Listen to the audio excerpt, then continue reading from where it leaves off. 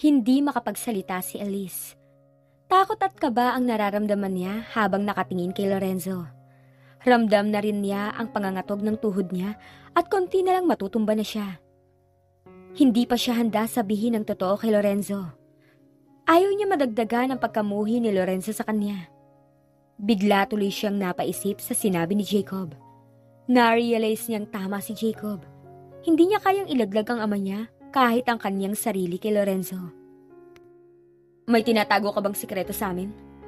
Muling pagtatanong ni Lorenzo kaya napabalik siya sa realidad. Wala. Anong sikreto namang itatago ko sa inyo?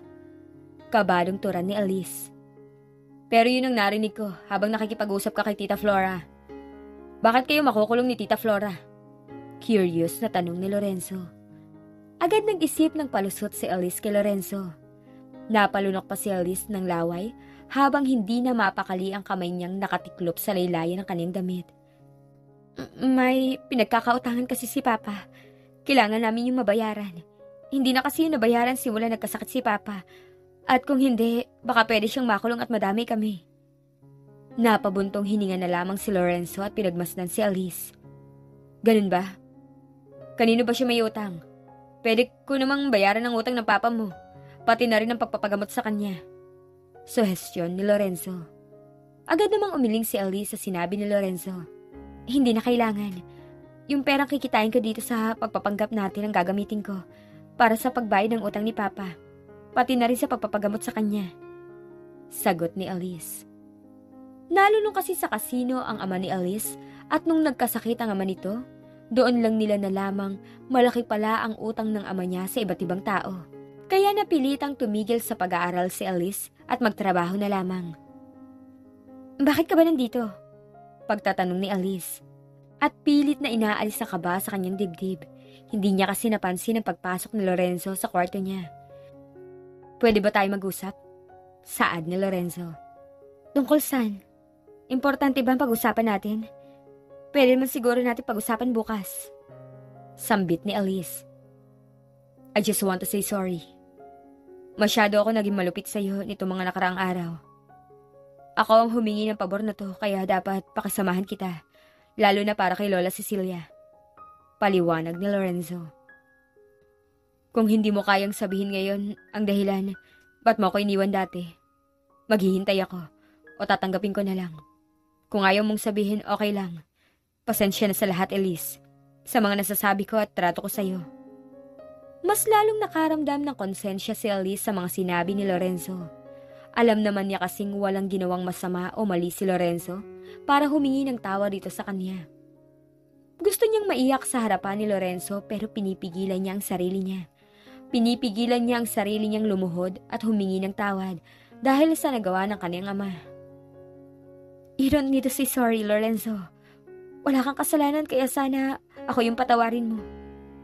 At kung darating yung panahon na malalaman mo man ang totoong dahilan ng pag-alis ko, sana mapatawad mo pa rin ako kahit papano.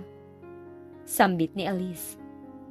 Kinabukasan naging maayos nga ang pakikisama ni Lorenzo kay Elise at kahit papano naging magaan ang trato sa kanya ni Lorenzo. What do you want? Magluluto ako ng pagkain. May gusto ka bang kainin? Tanong sa kanya ni Lorenzo. Kahit ano na lang, okay lang sa akin. Sagot naman ni Elise. Magsasalita na sana si Lorenzo nang biglang sumabat si Doña Cecilia kasama ang nag-aalaga sa kanya. Napakalambing mo talaga, Lorenzo, kay Elise. Sana ganyan pa rin kayo kapag nawala ako at hanggang sa pagtanda niyo. Nakangiting sambit ni Doña Cecilia. Nakaramdam naman ng pagkapahiya si Elise at pamumula ng kanyang pisngi. La naman, hindi pa po kayo mawawala. Bibigyan pa po namin kayo ni Elise ng apo sa tuhod, hindi ba babe? Saad ni Lorenzo habang tumataas baba ang kilay nito at nakangisi kay Elise. Ilang apo po ba ang gusto niyo, Lola Cecilia? Gusto niyo ba isang basketball team ang gawin namin ni Elise? Dagdag ni Lorenzo na nagpalaki ng mata ni Elise. Hoy, madami naman yata yung gusto mong anak. Baka hindi ko kayanin. Pagpaprotesta ni Elise. Bahagyang natawa si Lorenzo sa nakasimangot na si Elise, pati na rin si Doña Cecilia. Kahit ilang apo, Ayos lang sa akin basta kayo ni Elisa magkatuluyan. Gusto ko bago ako mawala sa mundong ito, ayos na ang lahat. Gusto ko makita kayong masayang dalawa. Saad muli ni Doña Cecilia. Lumapit naman si Elise kay Doña Cecilia at niyakap ito. Lola, huwag niyo pong sabihin yan. Hindi pa po kayo mawawala. At hindi ako papayag na iwan niyo kami. Saad ni Elise. Sumilay ang ngiti sa labi ni Doña Cecilia at niyakap si Elise. Alam mo ba kung bakit ikaw ang gusto ko para kay Lorenzo? Pagtatanong ni Doña Cecilia na nagpahinto kay Lorenzo at Elise. Kumalas ng yakap si Elise at humarap kay Doña Cecilia. Ako po? Oo, ikaw. Sa ilang taong wala kayo, maraming babaeng umaaligid dyan kay Lorenzo. Pero sa lahat ng yun, ikaw pa rin ang napupusuan ko. Alam mo ba kung bakit? Bakit po? Pabalik na tanong ni Elise. Hinawakan ni Doña Cecilia ang mga palad ni Elise bago to sumagot. Dahil ikaw yung taong kayang magpasaya sa apo ko at magpaiyak. Ikaw yung taong kahinaan niya simula noon at hanggang ngayon. Kaya nang bumalik ka, isa ako sa mas naging masaya. Kaya huwag mong pababayaan ang apo ko, Elise. At pati ikaw, Lorenzo. Huwag mong pabayaan si Elise. At kapag nalaman kong pinabayaan mo si Elise, magtatampo ako sa'yo. Pagbabanta ni Doña Cecilia sa apo niyang si Lorenzo. Palihim na napangiti si Elise kay Lorenzo. Kita niya ang pag-iwas ni Lorenzo sa mga mata niya. Natapos nang magluto si Lorenzo, nagluto ito ng sopas na favorite ni Elise. Habang kinakain ni Elise ang sopas, hindi niya maiwasang mapangiti. Yun kasi ang niluluto sa kanya ni Lorenzo dati tuwing may sakit siya. Bakit kang umingiti? May problema ba? Pagpuna sa kanya ni Lorenzo at agad na napaupo ng maayos si Elise at sabay pilig ng 3 beses ng kanyang ulo. Wala, minaalala lang ako. Saad ni Elise. Naalala? Kunot noong tanong muli ni Lorenzo. Ngumiti si Elise at napatingin sa sopas na nasa harapan niya. Ito kasi yung niluluto mo sa akin dati kapag may sakit ako o gusto kong kumain ng sopas.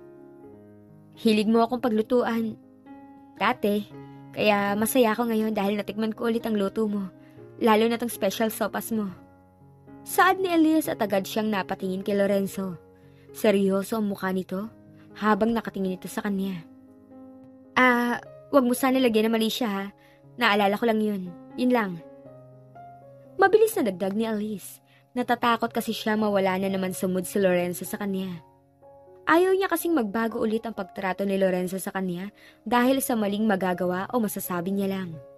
Pero kabaliktaran noon ang naging reaksyon ni Lorenzo dahil unti-unti itong umiti sa kanya na kinabigla ni Elise. Don't worry, it's okay. Wala rin namang masamang alalahanin ng nakaraan. Gusto ko maging maayos tayo ulit para kay Lola Cecilia. At kung ito lang ang magiging paraan, gagawin ko to. Pero kung ano tayo dati, yun ang hindi ko na kayang ibalik. Tumango-tango naman si Elise sa mga sinabi ni Lorenzo. Hindi na naman siya umaasang magiging sila pa ulit ni Lorenzo, pero masaya na siya ngayon na kahit papano magiging maganda na rin ang trato sa kanya ng dati niyang nobyo. Natapos na nila ni Lorenzo ang pagkain ng sopas, pero yung ngiti ni Elise hindi pa rin maalis. Pero nawala yon nung biglang sumulpot sa harap niya si Jacob. Mukhang masaya tayo ah. Dahil kay Lorenzo ba yan? Sambit ni Jacob, kumuha ng sigarilyo sa paketeng hawak niya at sinindihan niya ito. Huwag mo masyadong i-enjoy ang buhay mo kasama si Lorenzo. Alam mo namang may hangganan ng lahat, hindi ba? Andito ka na naman. Ano na naman ba kailangan mo? Iritang tanong ni Elise kay Jacob. Humithit si Jacob ng sigarilyong hawak niya at binugay yon sa mukha ni Elise. Napaubo naman si Elise habang ginagawang pamaypay ang kaniyang kamay para maalis ang usok. Nandito ako para ipaalala sa iyo na huwag ka masyadong matuwa at baka nakakalimutan mo ang kasalanan mo kay Lorenzo. Elise, may usapan tayo, di ba? Sana hindi mo nakakalimutan yun. Saad ni Jacob. Masamang tinitigan ni Elise si Jacob. Pwede ba, Jacob? Tama na. Bakit magigil na gigil ka kay Lorenzo? Alam mo, yung kasalanan ng pamilya ko kay Lorenzo, pwede pa mabago. Pero yung inggit mo kay Lorenzo, yan ang hindi mababago. At habang buhay ka nalang maiinggit sa kanya. Kaya kung ako sa'yo, ititigil ko na yung inggit na yan. dahil nakakamatay. Mahabang pahayag ni Elise, isang malakas na sampal ang natamo niya kay Jacob. At parang matatanggal ang ulo niya sa sampal ni Jacob. Jacob! Isang boses ang nagpatigil sa dalawa. Napalingon si Elise kay Lorenzo na madilim ang tingin kay Jacob. Lumapit sa kanila si Lorenzo at pumagitna ito sa kanilang dalawa ni Jacob. What are you doing? Bakit mo sinampal si Elise? Oops, sorry. Masyado kasi matabil ang bunganga ng babaeng yan. Kaya minsan kailangan niyang magising sa realidad. Hindi ko napansin, nandiyan ka pala. Nakangising saan ni Jacob. Kitang-kita ni Elise ang pagkuyom ng kamao ni Lorenzo. Huwag mo sabihin sa akin galit ka. Alam mo Lorenzo, ang babaeng tulad ng nasa likod mo ang dapat hindi mo pinagkakatiwalaan. Dahil mamaya may tinatago pala siya sa'yo at hindi mo kayanin. Dagdag ni Jacob. Sa tingin ko, labas ka na sa relasyon namin ni Elise. Subukan mo ulit saktan siya, Jacob. Ako makakalaban mo. Wala kang karapatang saktan si Elise. Hindi ko siya pinagbubuhatan ng kamay kahit kailan. Bahagyang natawa si Jacob at tinapik-tapik ang balikat ni Lorenzo. Okay, sabi mo eh. Kung yun ang gusto mo, masusunod po. Pero payo lang ha. Huwag ka masyadong magtiwala sa kanya dahil hindi mo talaga siya kilalang lubusan. Ikaw din. Sambit muli ni Jacob bago ito umalis sa harapan nila. Ilang beses napalunok si Elise. Ramdam niya ang panginginig ng tuhod niya, lalo na nung humarap sa kanya si Lorenzo. Ayos ka lang ba? Bakit ka ba sinampal ni Jacob? Anong problema? Sunod-sunod na tanong sa kanya ni Lorenzo. Wala, aalis na ako. Tugon ni Elise at tangkang tatalikuran na sana niya si Lorenzo nung hawakan ni Lorenzo ang kamay niya. At muntikan pa siyang ma-out of balance, buti na lang inalalayan siya ni Lorenzo. Mabilis namang tumayo ng maayos si Elise at bahagyang lumayo kay Lorenzo. Kinakausap pa kita, kaya bakit mo ako tatalikuran? Pupunta na ako sa kwarto ko. Gusto ko muna magpahinga. Sagot ni Elise. Ilang taon tayong hindi nagkita at siguradong marami na rin nagbago sa'yo. Umiba man ang pakikitungo ko sa'yo nung nakaraan. Pero gusto kong ayusin yun ngayon. Kaya kung may problema ka o kayo ni Jacob, nandito ako at handang makinig sa'yo. Huminga ng malalim si Elise at tiningnan si Lorenzo na parang pagod na sa lahat. Sa totoo lang gusto na lamang ni Elise yakapin si Lorenzo, ang taong nagiging sandalan at pahinga niya dati. Gusto niyang umiyak dito at magsumpong sa tuwing napapagod siya sa lahat. Pero paano niya nga ba yun gagawin kung sobrang laki ng kasalanan niya kay Lorenzo?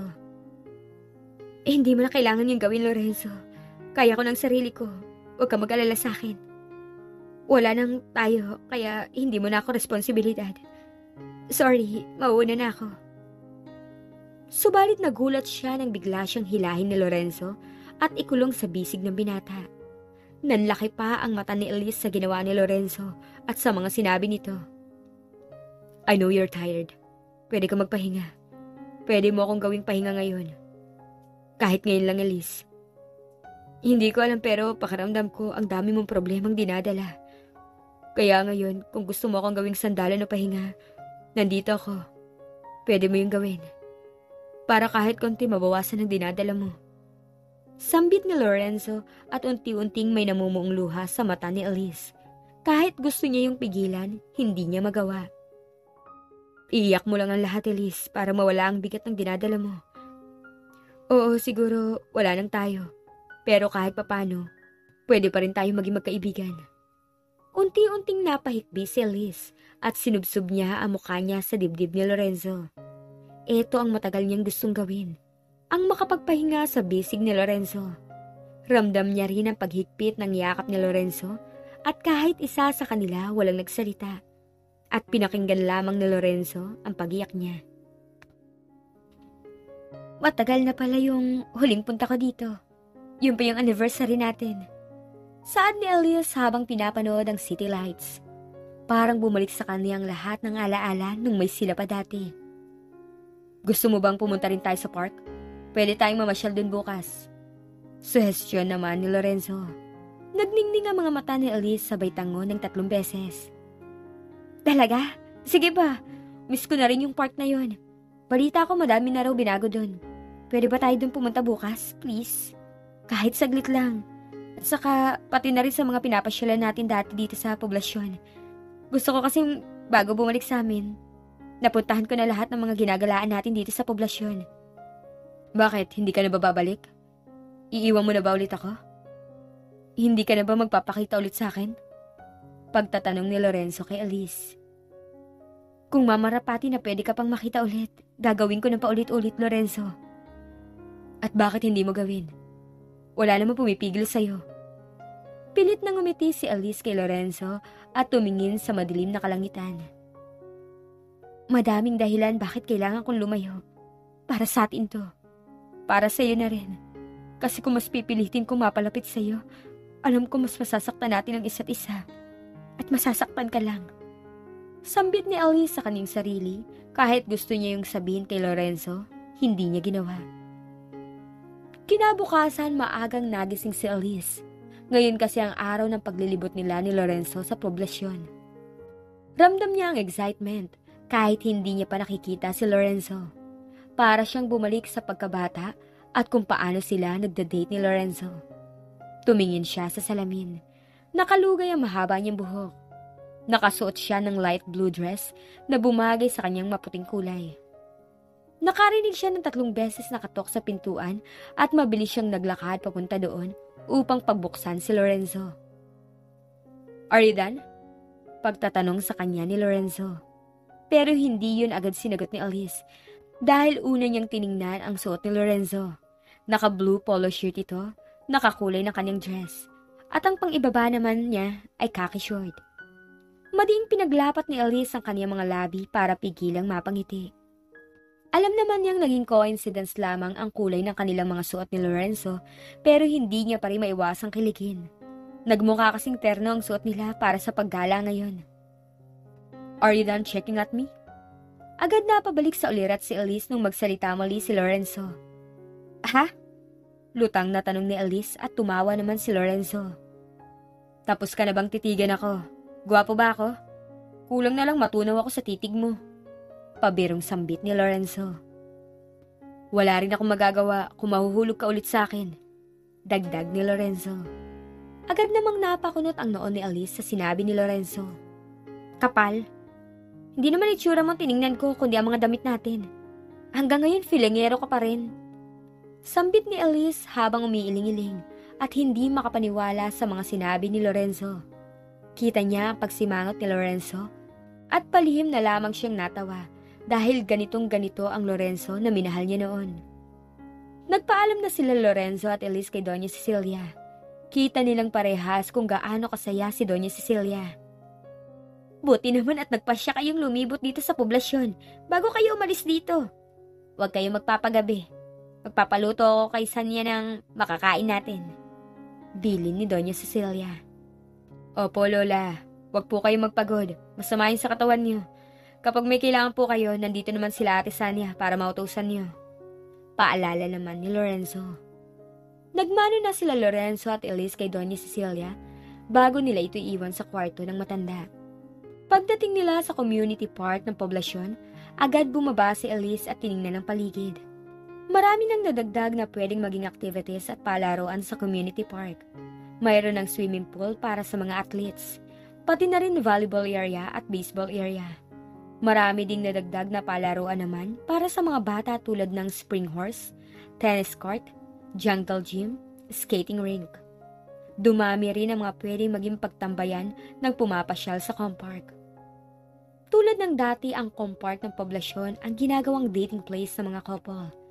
At ngayon nandito sila ni Lorenzo, hindi para mag-date, kundi para pumasyal lamang. Hindi ba doon nakatayo yung malaking puno? Wala na doon? Pagtatanong ni Elise habang tinuturo kung saan dating nakatayo ang pinagtatambayan nila ni Lorenzo. Matagal nang wala yun doon. Pinalit na nila yung water fountain. Sagot ni Lorenzo. Bakit nila tinanggal? Sayang, madami kaya tayong memories doon. Nakangusong sambit ni Elise habang nakakaramdam siya ng panghihinayang sa pagtanggal ng puno doon. Siguro dahil walang permanente sa mundo, kaya may natatanggal at pinapalit. Sagot naman ni Lorenzo. Peke na lamang nang umiti si Elise dahil parang natamaan siya sa mga sinabi ni Lorenzo. Naglakad si Lorenzo papunta sa water fountain. Kumuha ito ng barya sa kanyang bulsa at pinikit ang kanyang mata bago ihagis ang hawak nitong barya.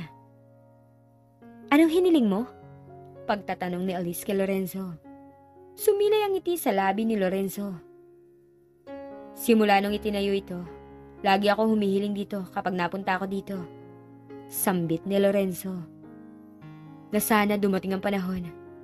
Bumalik muli ako nung panahong nawala lahat ang mga importanteng tao sa akin. Sana nandun na lang ako sa panahon na yon para hindi ko nararamdaman ang kalungkutan."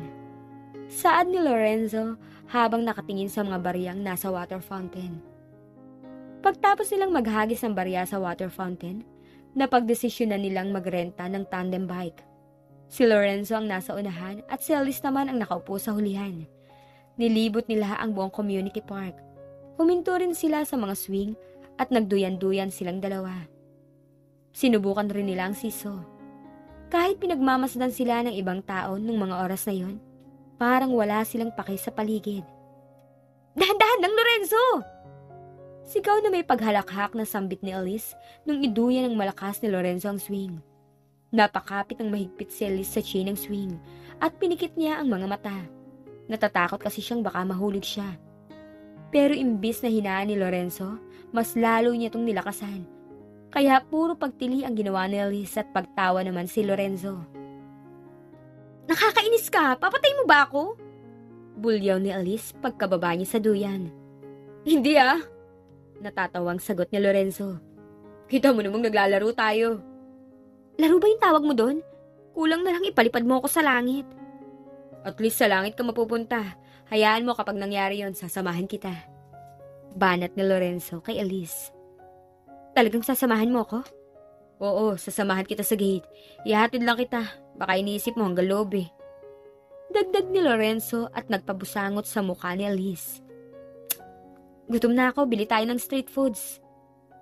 Pumunta nga silang dalawa sa stall ng mga street foods.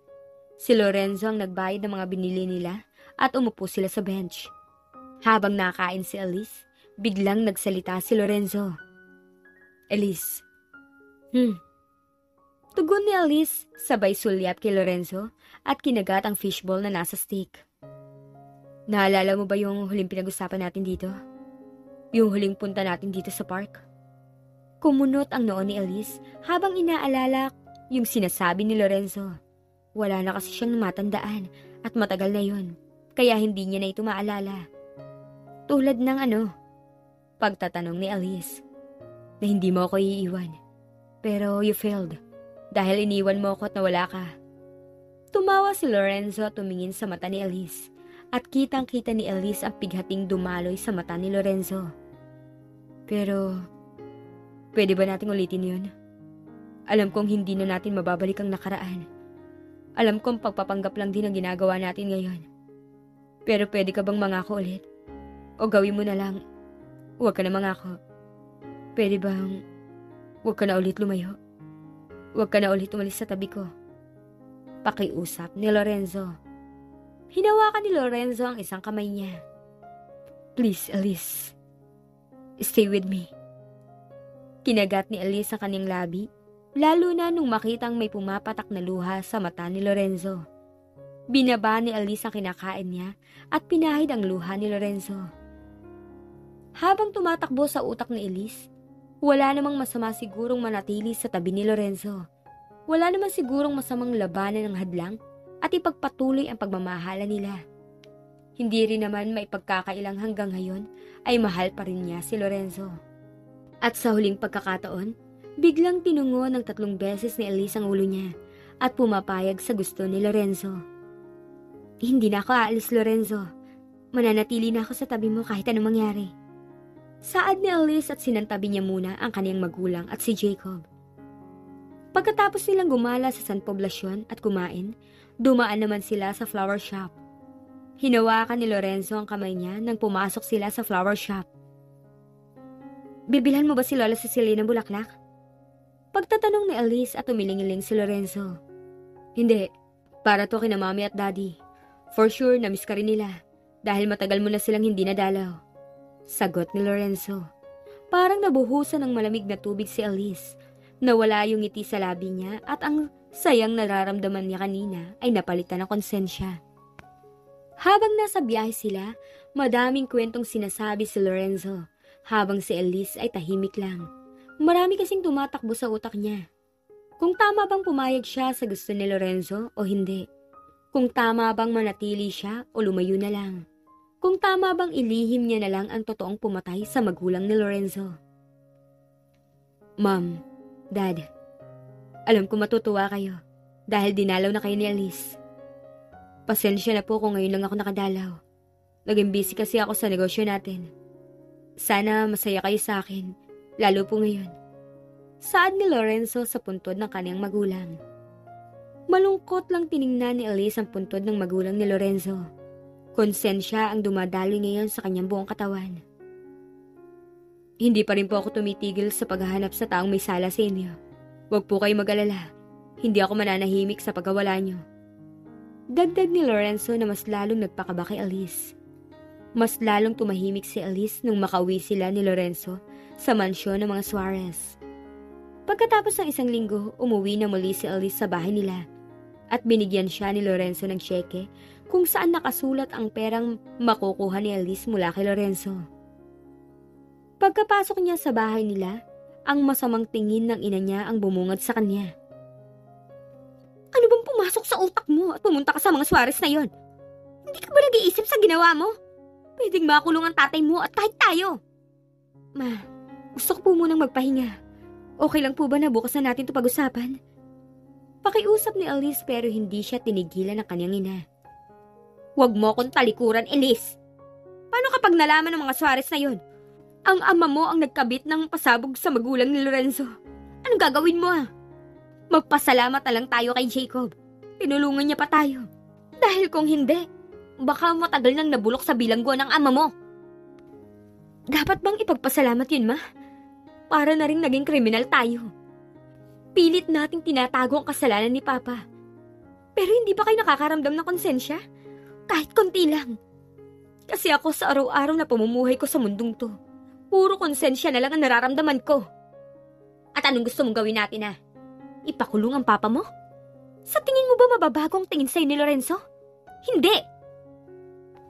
Kahit gaano ka kamahal ni Lorenzo, kung malalaman niya noong mga panahon na yon ang ama mo ang pumatay sa magulang niya, yung pagmamahal niya mawawala yun dahil mapapalitan yun ng galit.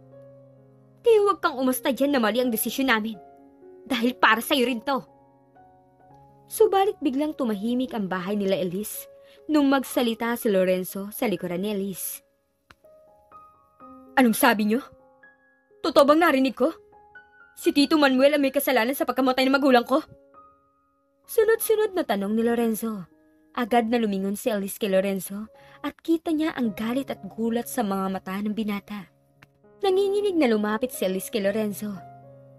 Lorenzo, magpapaliwanag ako. Nauutal na saan ni Elise, pero umiling lang si Lorenzo at tinalikuran si Elise. Agad sinundan ni Elise si Lorenzo. Sunod-sunod na ring pumatak ang mga luha sa mga mata ni Elise. Kahit nanlalabo ang mga mata niya dahil sa mga luha, ay pinilit niya pa ring hinabol si Lorenzo. Lorenzo, please! Makinig ka muna sa akin! Sigaw ni Elise at wala na siyang pakialam sa mga tumitingin sa kanya. Lakad at takbo na ang ginawa niya para maabutan lang si Lorenzo. Lorenzo, please! Pakiusap ni Elise. Huminto si Lorenzo sa paglalakad, kaya huminto rin si Elise. Hindi humaharap sa kanya si Lorenzo.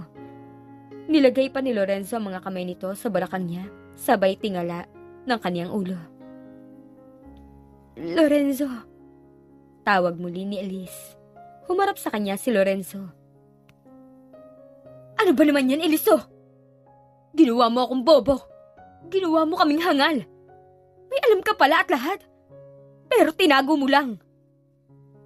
Sorry. Natatakot lang ako. Hindi ko kayang ilaglag si Papa. Sagot ni Elise. Hindi mo kaya? Kaya hinayaan mong pagtakpan ng Papa mo? All this time, Elise, alam mo kung sinong pumatay sa magulang ko. Dati palang may alam ka na pero tinago mo lang. Bakit? Bakit hindi mo man lang sinabi? Kaya ba lumayo kayo para takasan ang kasalanan ng Papa mo? Naipit lang ako, Lorenzo. Mahal kasi Papa, hindi ko siya kayang makitang mahirapan. Sorry, hindi ko sinasadya. Alam mo kung gaano ko kagustong mahanap ang pumatay sa magulang ko. Pero bakit ginawa mo sa akin to, Elise? Parang pinatay mo rin ako sa ginawa mo. Ngayon naiintindihan ko na lahat. Kaya ayaw mong sabihin ang totoong dahilan. Dahil tinakasan niyo ang kasalanan ng papa mo sa magulang ko. Pasensya na, Elise. Kailangan panagutan ng ama mo ang ginawa niya sa magulang ko. Pahayag ni Lorenzo. Tulalang nakatingin si Elise sa sasakyan ni Lorenzo na umalis. Wala siya sa sariling umuwi sa kanila. Kita niya ang balisa sa mukha ng kanyang ina, pati na rin sa ama niyang hirap pa ding maglakad. Galit ba si Lorenzo? Elise, mag-impake na tayo. Baka mabutan pa tayo dito ni Lorenzo. Aligagang sabit ni Flora. Tatayo na sana si Flora nung marahang nagsalita si Manuel. Tama na, Flora. Susuko na ako sa mga pulis. Kasalanan ko to kaya dapat na ako humarap sa kasalanan ko. Tatanggapin ko na ang kasalanan ko. Huwag na tayong tumakas. Pagod na rin ako magtago. Ano bang pinagsasabi mo, Manuel? Hindi! Hindi ka magpapakulong. Tatakas tayo. Buong determinasyon na sambit ni Flora. Dapat ko nang pagbayaran ng nagawa ko, Flora. Ilang taon na rin ako nagtatago. Kitang-kita ni Elise ang pagpatak ng luha sa mga mata ni Flora. Pero mas lalo siyang naguluhan nung lumuhod ang kanyang ina sa harapan ni Manuel. Sorry, Manuel. Patawarin mo ako. Hindi mo magagawa yun kung hindi dahil sa akin. Hindi ka makakapatay kung naging tapat na asawa lang ako sa iyo. Saad ni Flora na nagpagulo sa utak ni Elise. Mapait nang umiti si Manuel sa kanyang asawa. Isa sa naging mali ko, Flora, yung napabayaan kita. At puro trabaho na lang ang ginawa ko. Kaya nangaliwa ka at nagkaroon kayo ng relasyon ng ama ni Lorenzo. Naging padalos-dalos rin ako dati dahil sa emosyon ko. Hindi na ako nakapag-isip. At ang gusto ko lang, gumanti at makapanakit. Nakamatay ako. Nakapatay ako dahil sa selos at bigating nararamdaman ko. Pahayag ng ama ni Elise na nagpagimbal sa kanya. Hindi niya kasi alam na may namamagitan pala sa kanyang ina at sa ama ni Lorenzo.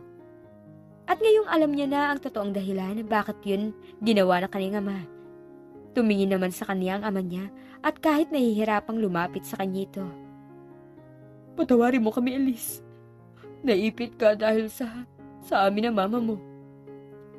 Alam ko may tampo ka sa amin at alam ko pinipilit mo lang maging okay dahil sa amin. Pero, huwag ka na mag-alala. Susuko na ako.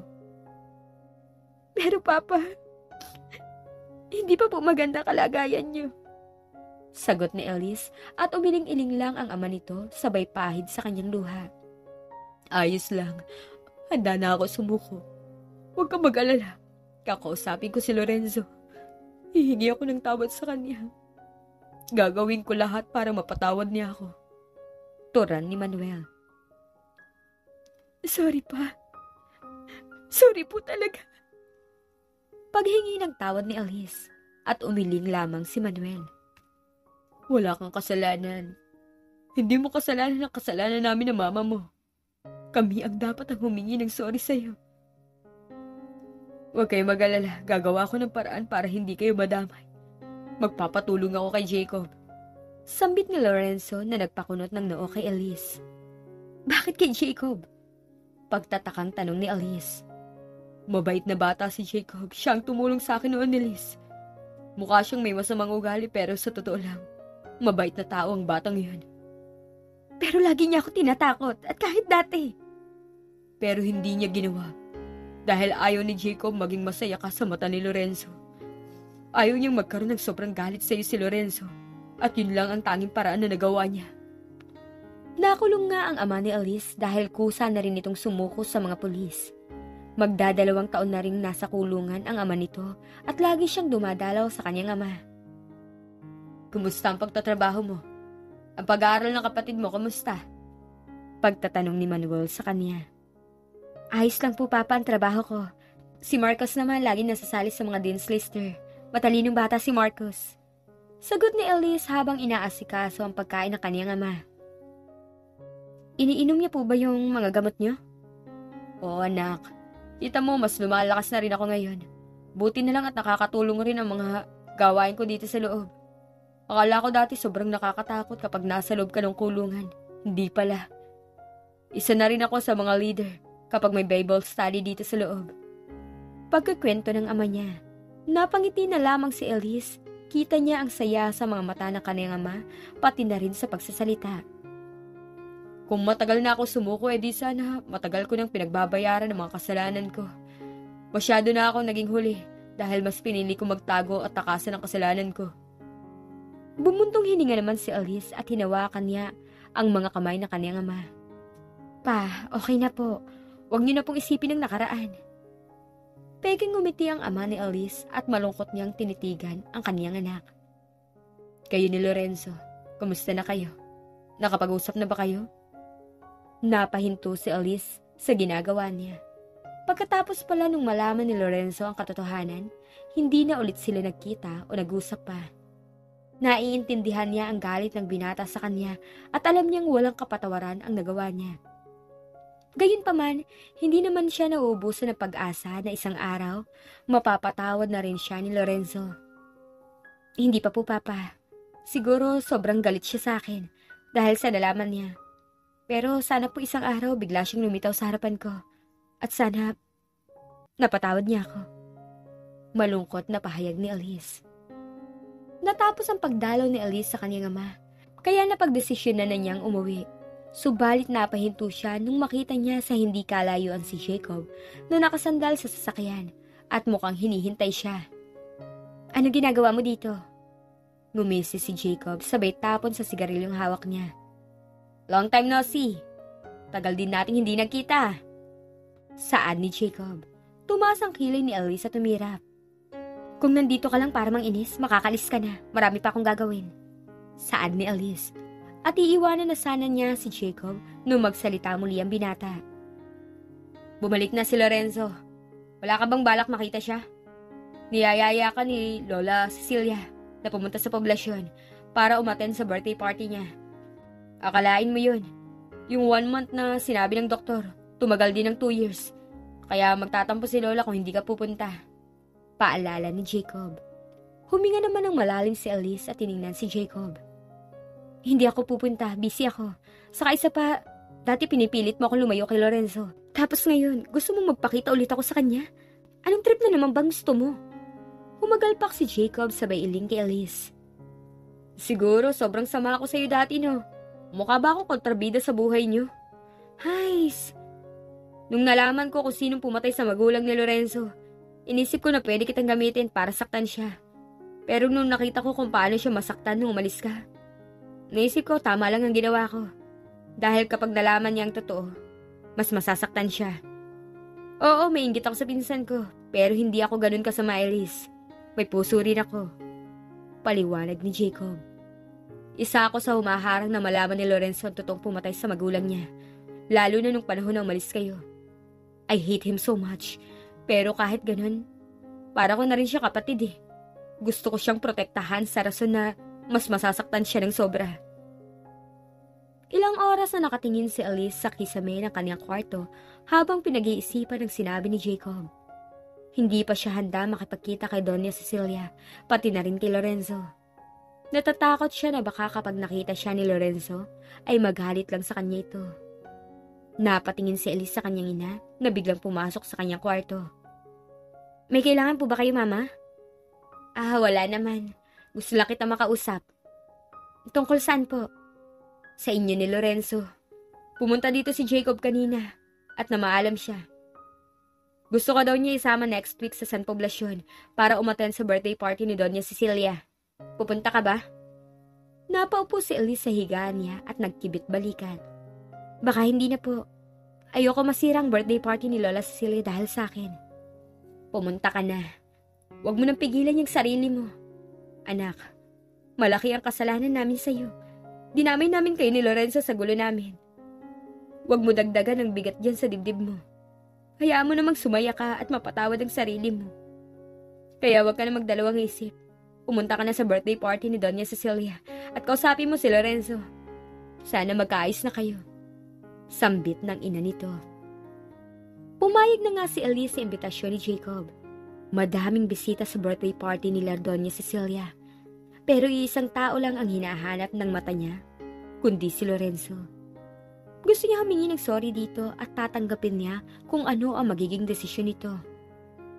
Subalit parang nanghina ang mga tuhod niya nung magtagpo ang mga mata nila ni Lorenzo. Parang gusto na niya muling umatras sa tumakas. Mabilis siyang lumabas sa mansyon ng mga Suarez at hindi na rin siya nagpaalam kay Doña Cecilia.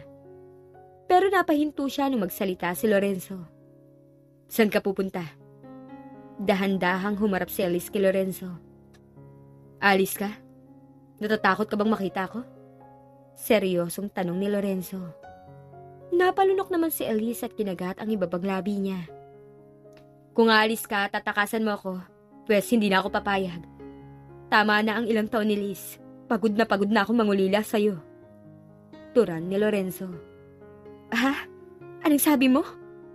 Imbis sagutin siya ni Lorenzo, agad na lumapit sa kanya ang binata at niyakap siya ng mahigpit.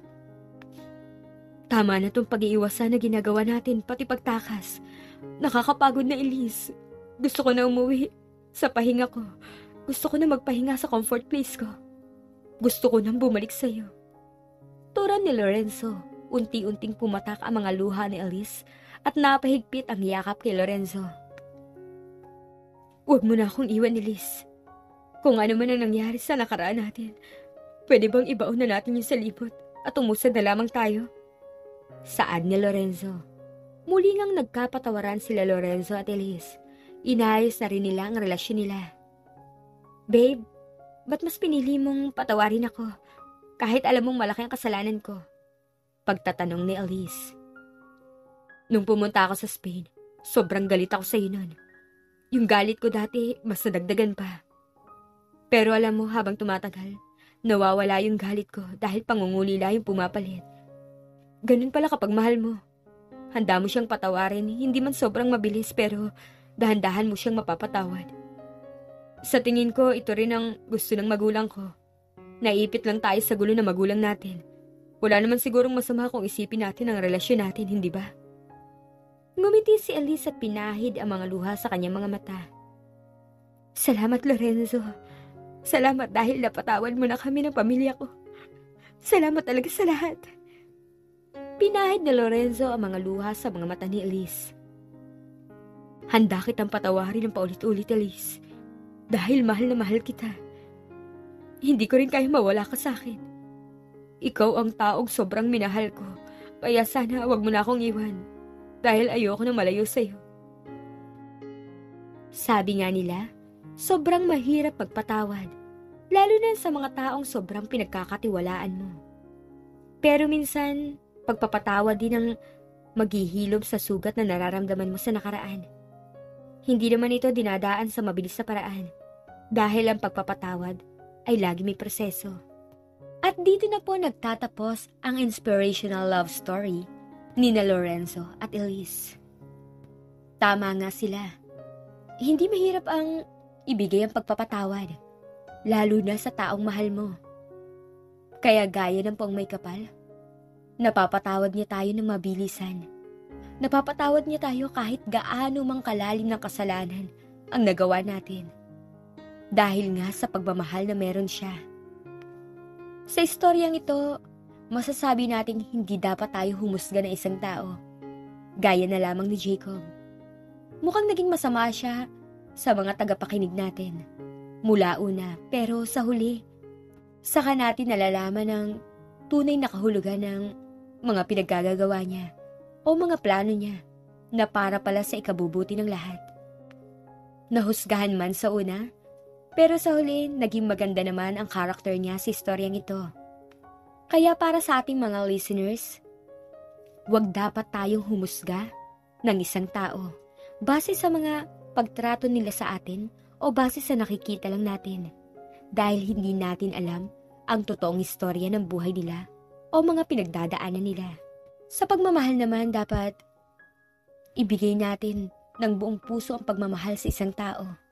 hindi masama ang magmahal. Huwag lang tayo gagawa ng ikakasama ng ibang tao o ikakasakit. Gaya ng sa magulang ni Lorenzo at Elise. Mali ang ginawang paraan nila ng pagmamahal dahil bukod sa nakasakit sila, nagbigay pa sila ng galit sa puso ng ibang tao. Na ayun nga, nakagawa ng kasalanan dahil sa kasalanang sinimulan nila. Pero ang maganda naman sa istoryang ito, sa huli ay nagkapatawaran ng lahat. Kaya tunay nga, pagpapatawad at pagmamahal ang sagot, ang kasagutan sa mga problema natin. Muli ay maraming salamat po sa mga nag-like, comments, and new subscribers. Sana ay muli niyong subaybayan ang mga susunod na inspirational o love stories na ibabahagi namin sa inyo. Thank you and God bless you all.